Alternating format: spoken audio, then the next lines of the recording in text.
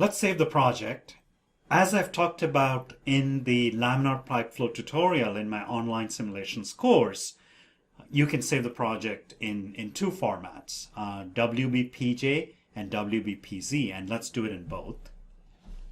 I'll go to Workbench and I'll say File, Save, go to the appropriate folder,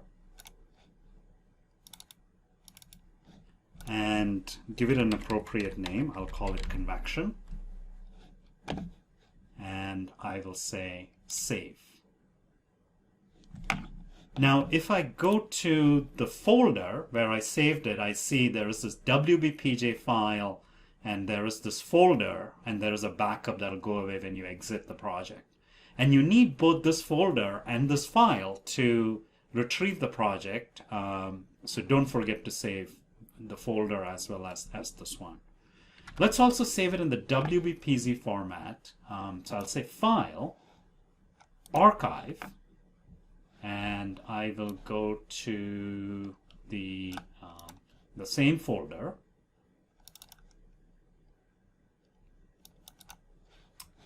and say Save.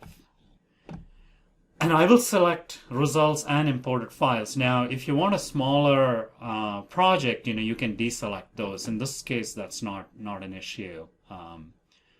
So if you deselect it, then when you retrieve it, you have to regenerate the results by clicking on Solve.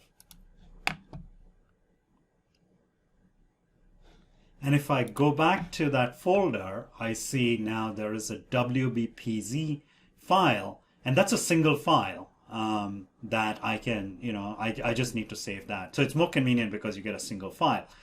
Now you can restart a project from WBPZ by double clicking on it, or if you're over here, you would say File, you'd have to say Restore Archive. And then when you do that, you can select, WBPZ files.